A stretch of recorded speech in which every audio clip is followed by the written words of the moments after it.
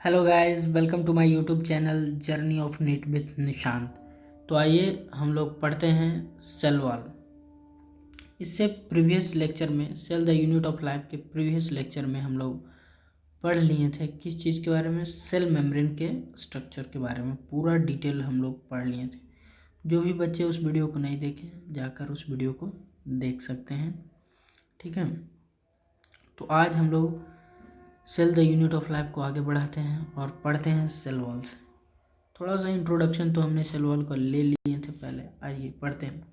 यदि आपको याद हो पिछले लेक्चर में पढ़ाया गया था, in non living rigid structure होता है cell wall called the cell wall forms an outer covering of for the plasma membrane of fungi and plants. Plasma membrane के ऊपर क्या होता है, सेल वॉल होता है फंगी और प्लांट्स, ठीक। लेकिन एनिमल सेल में एब्सेंट होता है cell wall. Cell wall not only gives shape to the cells and protects to the cell of mechanical damage and infections। सिर्फ सेल को शेप प्रोवाइड नहीं करता है सेल वॉल, क्या कह रहे हैं, सिर्फ सेल को सेल वॉल शेप प्रोवाइड नहीं करता बल्कि उसे प्रोटेक्ट करता है डैमेज होने से और इन्फेक्शंस होने से। It also helps in cell to cell interactions in provides barriers to undesirable molecules। और ये हेल्प करता है टू की सेल टू सेल इंटरेक्शन और प्रोवाइड करता है, उसके बीच में बैरियर प्रोवाइड करता है अनडिजायरेबल मॉलिक्यूल्स जो हमें ज़रूरत नहीं है, जो सेल को ज़रूरत नहीं है, उसके बीच का बैरियर भी काम करता है सेल वॉल। एल्गी में जो सेल वॉल होता है वह बना हुआ होता है किसका, बहुत ही इंपॉर्टेंट है, किस चीज़ का, एल्गी में मेनली सेलुलोज का ही होता है। दोनों में प्लांट्स की बात करें तो भी उसमें भी सेलुलोज, लेकिन डिफरेंसेस है, गैटन्स मैनन्स मिनरल्स भी बने होते हैं जिससे calcium carbonate. While in other plants में क्या होते हैं, सेलुलोज के तो होते हैं मेनली, और hemicellulose, pectins and proteins बहुत ही इंपॉर्टेंट है, इसको भी ध्यान रखिए। The cell wall of young plant cell, जब प्लांट यंग होता है तो उसका सेल वॉल हम लोग प्राइमरी सेल वॉल बोलेंगे, जिसमें क्या होगा, कैपेसिटी होगा ग्रोथ करने का, ठीक, जो कि धीरे धीरे खत्म हो जाएगा, डिमिनिश हो जाएगा जैसे जैसे सेल मैच्योर होगा, और क्या बना देगा, secondary cell wall is formed on the inner towards the sides of the cell, inner side में बनेगा, ऐसे इनर साइड सेल के अंदर वाले पार्ट में सेकेंडरी सेल वॉल में, ठीक। The middle lamella is layer mainly of calcium पैक्टेड।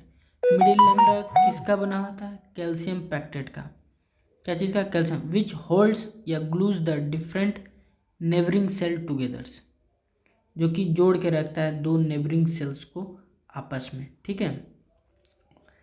The cell wall and the middle lamella may be traversed by plasmodesmata which connect to the neighboring cells।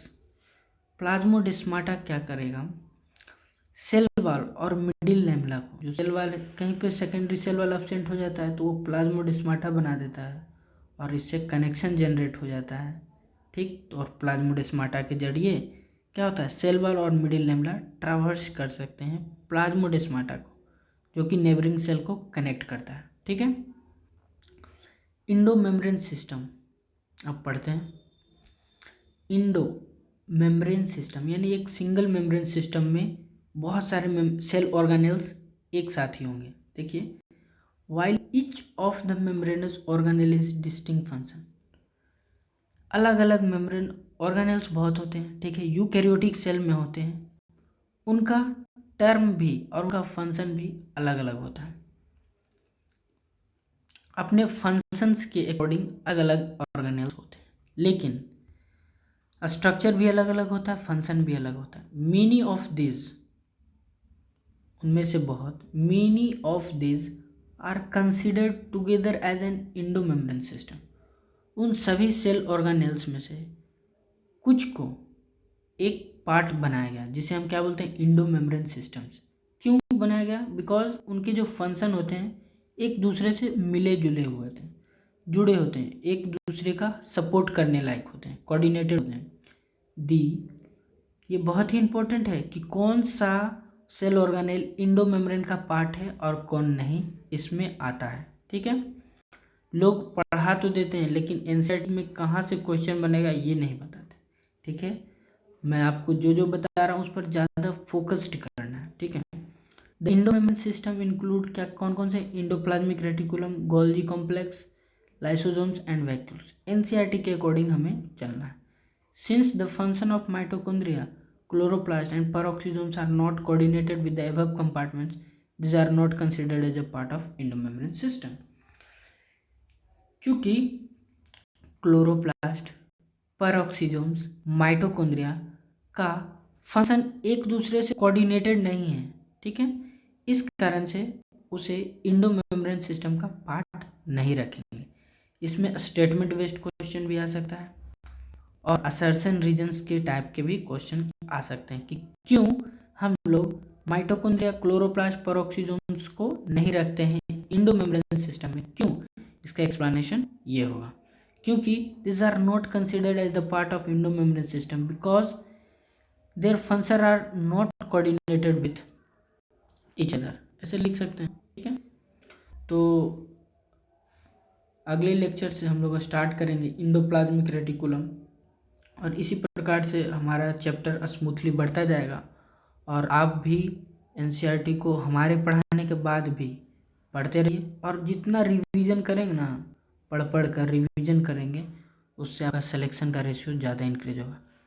तो पढ़ते रहिए NCERT और solve करते रहिए questions. ठीक है, ऑल द वेरी बेस्ट।